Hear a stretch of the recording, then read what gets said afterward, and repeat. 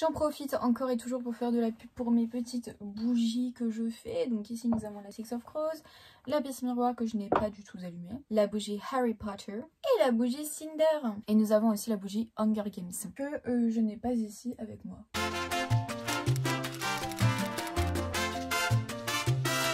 Donc aujourd'hui, nous sommes exactement vendredi, on n'en a rien à faire mais c'est pas grave. Je vous tourne cette vidéo update lecture du mois d'août. J'ai eu un petit bug au mois d'août parce que je m'étais lancée dans plusieurs lectures en même temps et finalement toutes mes lectures en même temps, mes 3 lectures que je lisais en même temps étaient trop nulles. 2 de ces lectures étaient... ça me saoulait. Donc ce qui faisait que je n'avançais pas du tout dans ce que je lisais, ça va rien dire mais c'est pas grave, vous avez compris. Ce qui fait que j'ai lu 1, 2, 3, 4, 5 livres au mois de août en sachant que dans ces 5 livres, il y a un manga et une BD. Juste pour rappel, je participais au challenge Caraval. Je vous en avais parlé dans ma vidéo pile à lire où je faisais toute ma pile à lire de l'été. Une pile à lire que je n'ai pas du tout respectée parce que voilà, c'est comme ça. Enfin, on le sait dans tous les cas, on le sait qu'on ne respecte jamais nos piles à lire. Quoique celle du printemps, je l'ai quand même pas mal respectée. Ce qui fait que dans tous les livres que je vais vous présenter, il n'y en a que un seul qui faisait partie de ma palle de l'été et du challenge Caraval. Je ne saurais vous dire combien de points j'ai remporté avec le challenge Caraval parce que du coup les livres que j'ai lus qui n'étaient pas dans ma palle, je ne les ai pas mis dans des catégories, je n'ai pas regardé, j'ai totalement zappé. Donc voilà, et en plus maintenant je suis passée au Pumpkin Autumn Challenge. Et on commence tout de suite avec ma première lecture du mois d'août et il s'agit de Follow Me Back, le 2e tome de Ave J. dans les éditions Robert Laffont collection R. Je sais pas si vous vous souvenez, ça devait être au mois de juin, j'ai lu Follow Me Back le 1er tome et j'avais adoré ce 1er tome. Franchement j'avais passé un super moment parce que surtout je n'attendais rien de ce 1er tome, ce qui fait que j'ai été très surprise par la tournure que prenait l'histoire. J'ai trop accroché au personnage, j'ai adoré surtout le personnage masculin, donc Eric Thorne, qui est une rockstar en fait, enfin plutôt une pop star. Dans le 1er tome on va suivre Tessa, donc Tessa qui est comment dire, agoraphobe plus ou moins. Elle ne peut pas sortir de chez elle, elle ne veut voir personne, elle ne peut voir personne à part sa mère, sa thérapeute et son petit ami. Du coup ce qu'elle fait c'est qu'elle est sur Twitter, elle parle avec des gens et elle avait écrit une fanfiction sur justement Eric Thorne. Eric Thorne de son côté, lui il n'en peut plus de la célébrité, il n'en peut plus qu'on lui dise tout le temps ce qu'il doit faire et son manager lui avait demandé de follow, de suivre du coup Tessa sur les réseaux sociaux puisqu'elle avait écrit une fanfiction sur lui. Enfin, du coup lui il voulait pas le faire, tout ça, enfin bref, il décide de se créer un faux compte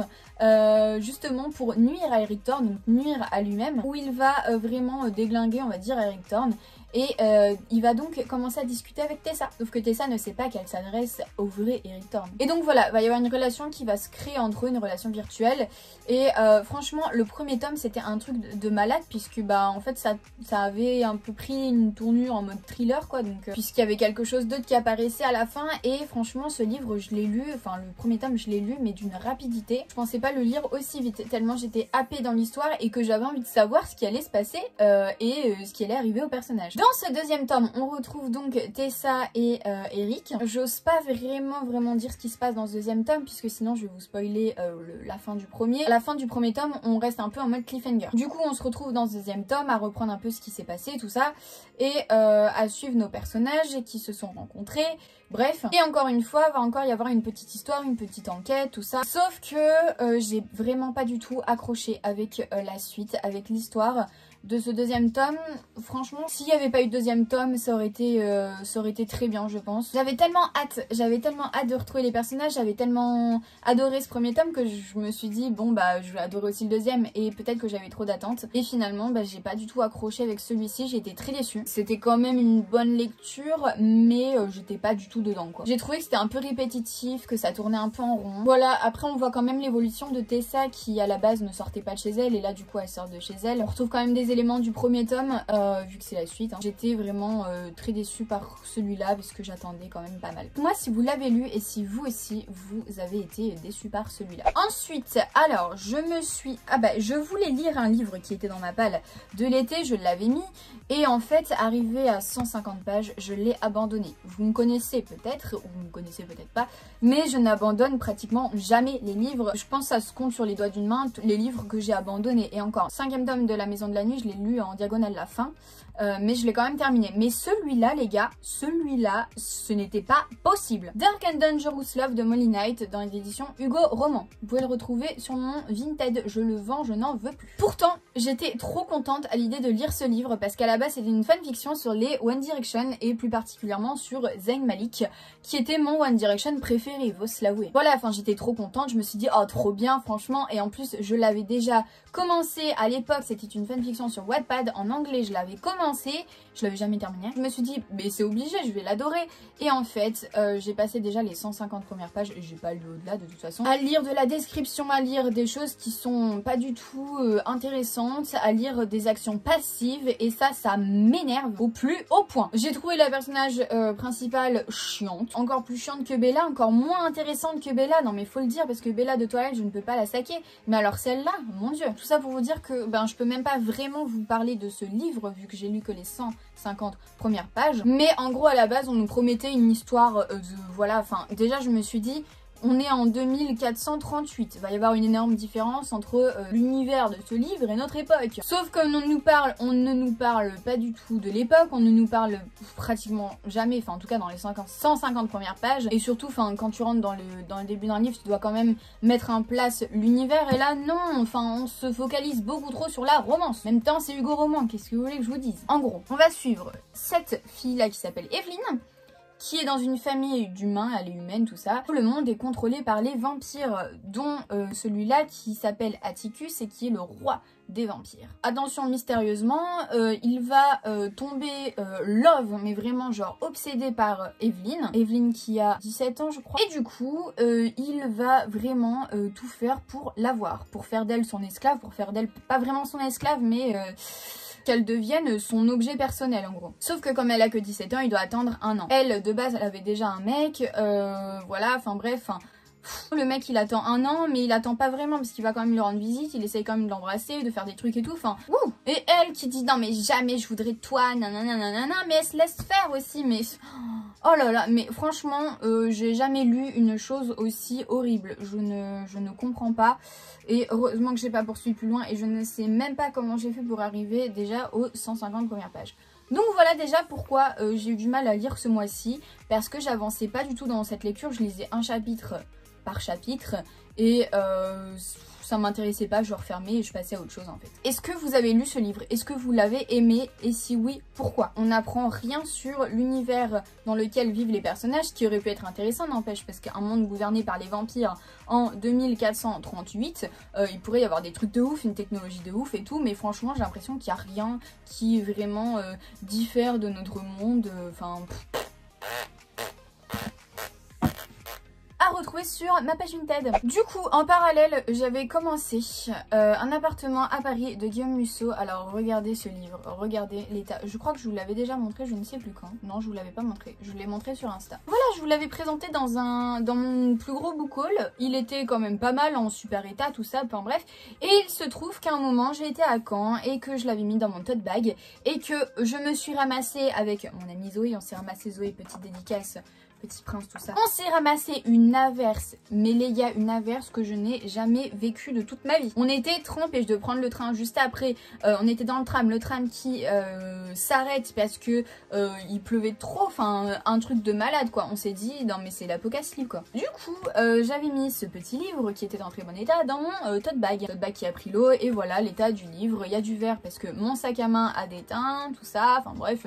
Maintenant, il est dans un état pitoyable. Mais ça ne m'a pas empêché de le finir, puisque quand c'est arrivé, je devais être à la moitié même pas du livre. Alors, dans ce livre-ci de Guillaume Musso, on va surtout avoir une histoire qui va se dérouler à Paris, comme l'indique le titre. On va retrouver Madeleine qui est notamment une des protagonistes de L'Appel de l'Ange, toujours de Guillaume Musso, et un autre monsieur qui s'appelle Gaspard. Donc Gaspard, lui, c'est un écrivain de pièces de théâtre, et Madeleine, c'est une ancienne flic, enfin voilà, il lui arrive plein de trucs. Elle était avec Jonathan l'Empereur, qu'on pouvait retrouver justement dans L'Appel de l'Ange, mais voilà, ils sont plus ensemble, tout ça, enfin bref, elle veut absolument avoir avoir un enfant. Elle est en train de faire des examens pour voilà, se faire un séminaire. Elle a loué un appartement maison à Paris et Gaspard Coutances, donc celui qui écrit, l'écrivain, a loué aussi une maison. Sauf qu'en fait, ils se retrouvent à avoir loué la même maison, il y a eu un problème avec la location, tout ça, et ils se retrouvent tous les deux au même moment dans cette maison-là qui est destinée à qu'une seule personne de base, on va dire. Ils font connaissance, enfin au début, ils sont pas très chauds pour vivre l'un avec l'autre, tout ça, enfin bref,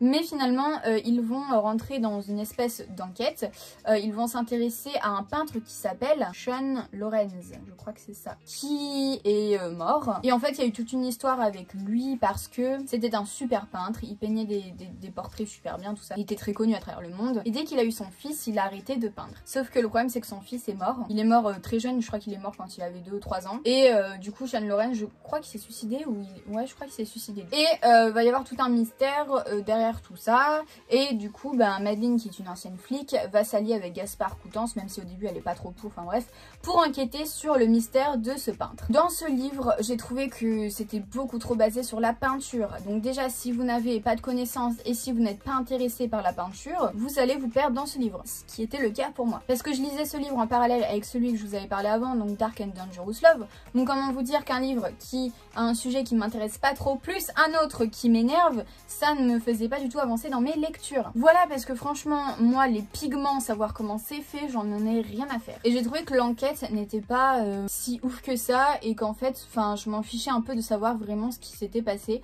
Et surtout, j'ai été déçue par la fin parce que je trouvais que ça se voyait à 10 000 km comment ça allait se terminer. Voilà, après, je trouve quand même que Guillaume Musso a ce don de bien nous décrire les personnages et de nous faire quand même nous attacher à eux. Il va toujours puiser dans le passé des personnages pour ressortir des anecdotes, des choses sur eux qui vont faire qu'on va s'attacher à eux. Donc franchement, heureusement quand même qu'il y avait ça. Du coup, comme je voyais que je n'avançais pas du tout dans ces 2 livres, j'avais commencé et j'ai fini du coup Ma raison de vivre de Rebecca Donovan dans les éditions Pocket Jeunesse. Et là par contre, j'étais quand même plutôt pas mal à fond dedans, donc ça c'est plutôt cool. Ça a quand même relevé le niveau, même si j'étais pas non plus, enfin c'était pas une lecture que j'ai adorée parce que je pense que l'univers lycée c'est plus trop ce qui me convient parce que bon voilà, enfin voilà. Si vous connaissez pas cette histoire, du coup on va suivre Emma qui a perdu son père mais ne vit plus avec sa mère parce que sa mère est une alcoolique et tout, donc elle a été placée chez son oncle et sa tante. Sauf que ça ne se passe pas du tout bien dans cette maison là, c'est surtout avec sa tante, les deux ne peuvent pas se voir mais du coup la tante a quand même une emprise sur elle très forte et c'est pour ça que c'est un sujet pas facile ce livre. Ça parle notamment de violence sur les jeunes. Je pense pas que ce soit un spoil et de toute façon je crois que je vous l'avais dit sur Instagram, mais je pense que c'est quand même important de préciser dans quoi on va s'engouffrer avant. Du coup Emma, voilà, elle vit pas sa meilleure vie du tout chez son oncle et sa tante. Elle est au lycée, elle a une meilleure amie qui s'appelle Sarah, c'est sa seule amie. Sarah c'est une riche, c'est un peu le cliché du coup de la fille populaire du lycée, voilà, qui plaît à énormément de mecs, tout ça. Et un jour il y a un garçon qui arrive dans le lycée, parce que bien évidemment il faut bien qu'il y ait un garçon. Il s'appelle Evan et il va chambouler la vie de Emma et il va devenir sa raison de vivre. Sauf que bien évidemment Emma n'a le droit de rien faire, elle n'a pas le droit de sortir, elle n'a pas le droit de fréquenter des garçons de base, donc bon ça va être compliqué et voilà, donc on va suivre son histoire. C'est quand même un gros livre qui fait 530 pages, donc voilà, mais j'ai trouvé quand même que ça se lit bien et c'est quand même une écriture assez fluide, donc ça c'était cool. J'ai bien aimé cette histoire, j'ai bien aimé le personnage de Emma. On peut voir au fil des pages qu'elle s'ouvre beaucoup plus au monde, aux gens. On comprend qu'elle ne puisse rien faire pour dénoncer son oncle et surtout sa tante parce que elle veut pas nuire à ses petits cousins qu'elle adore énormément. Voilà, franchement c'était une lecture sympa à lire avec un sujet quand même poignant et je pense que c'est ça aussi qui a fait que j'ai quand même pas mal aimé ce livre, c'est que le sujet était pas facile. Après les livres voilà sur le lycée, je vous disais, enfin c'est pas quelque chose que j'apprécie maintenant dans mes lectures parce que j'ai quand même 23 ans et demi, attention. Et le lycée ça remonte quand même il y a 6 ans, enfin la terminale ça remonte à il y a 6 ans, j'ai eu mon bac en 2014 donc ouais. Donc bon, c'est un peu une époque révolue pour moi et c'est voilà, je pense que c'est plus un livre adressé à des adolescents ou alors ceux qui viennent tout juste de sortir du lycée. Néanmoins c'était quand même sympa comme lecture et ça m'a fait du bien parce que les deux lectures que j'étais en train de lire c'était franchement pas du tout ma came. Finalement j'ai lu celui-là et j'ai réussi à finir le Musso et par contre l'autre je l'ai abandonné